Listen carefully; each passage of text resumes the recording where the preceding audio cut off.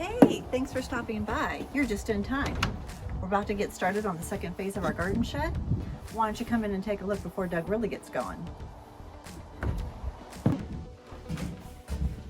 So Doug finished building our garden shed at the end of last summer. And then we had a very short fall and a very early winter. We've had 2 feet of snow on the ground and some really frigid temperatures, but that's starting to ease now, and he just recently said that he'd like to get out here and start the project.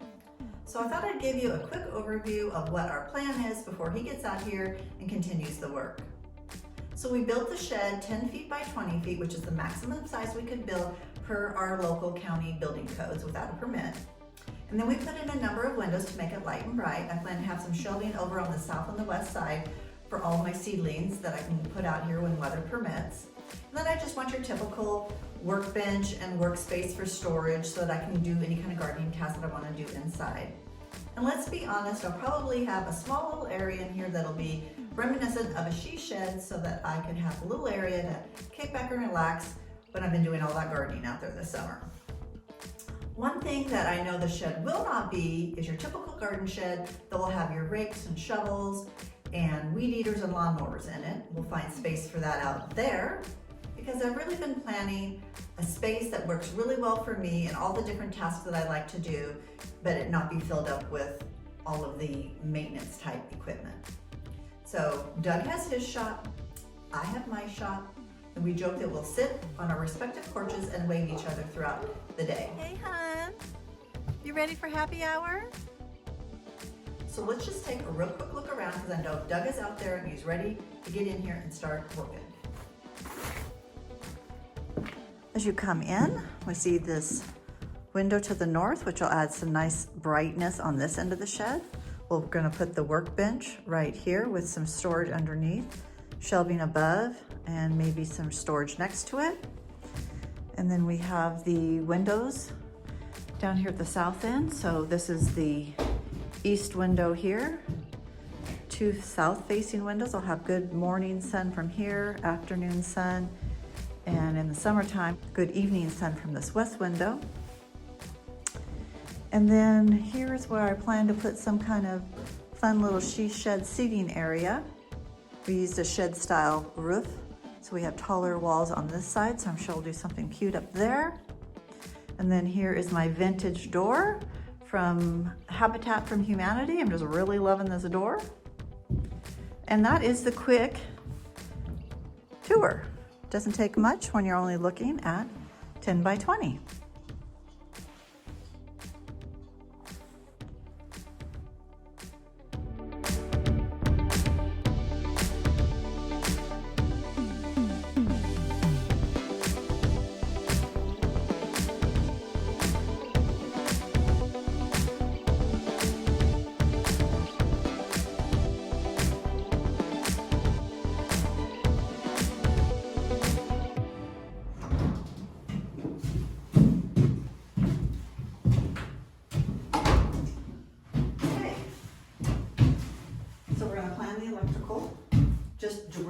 We're just deciding where the boxes where the boxes are going right now. Okay. Yep. So I know I'm going to have a workbench over here, and I'd like it'll be counter height, so I'd like one kind of counter height. Okay.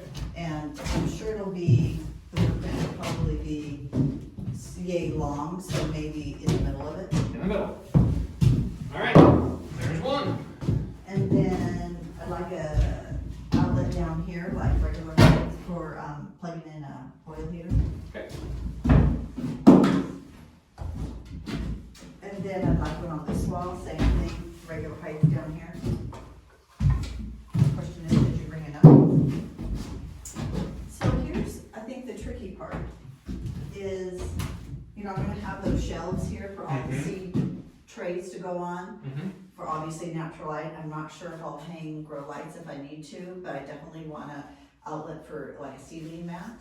So what would be the best option to put a outlet in this here? Put it on the side or put it over here? It doesn't matter. The way the outlets work, wherever the power comes in, which is going to be probably over there on that corner, it's just going to come around the building like this, because all the outlets have to be so looped you have together. To go through all those studs? Yeah. Oh, that's a lot. Oh my goodness! I'll charge extra. You want an extra cookie? Yep. Okay. Okay, and then of course the one on the outside, but we obviously have to get an outside box. And I want a ceiling light. We need a junction box there, and then we need an outlet, a switch here for Okay. when you walk in. So we still need one for the outside then. Okay.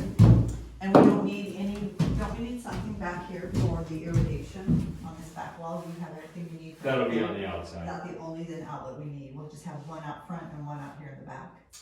Okay. All right. That was good and easy. Okay, easy peasy. I guess I gotta get to work now. Well, I'm sure you will.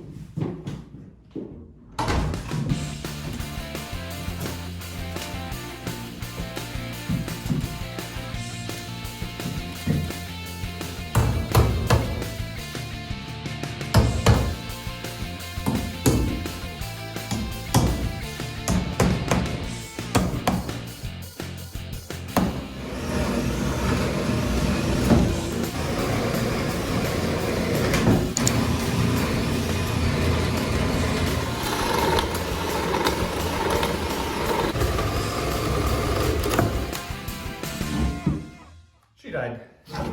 The next day.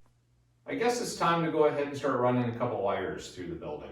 Let's see how this goes.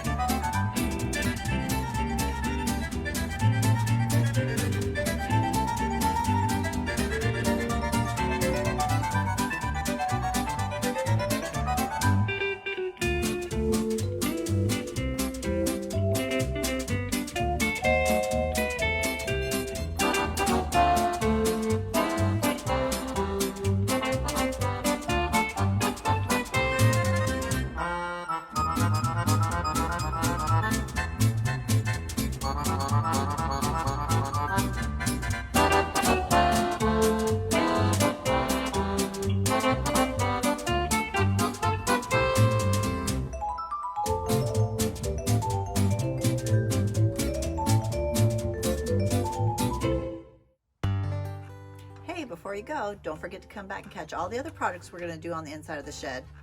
Huh? What was that? Oh yeah, the projects that we're going to do? Well, we're going to do insulation, and that's not really a fun project, but it needs to be done. And then Doug was able to secure some reclaimed shiplap siding that we're going to do on the walls on the inside. And then he also was able to secure some reclaimed metal roofing that we're going to do on the ceiling, so we're hoping that will come together real nicely. And then of course we have some flooring to put down, and he'll do the trim work, and then we'll move on to figuring out what we want to do for a workbench and the seating area, you know, kind of all the fun stuff on the inside. So lots of things to happen. So if you like this video, go ahead and hit the like button. And so you don't miss all the things, hit the subscribe button, and we'll see you next time. Thanks for joining us.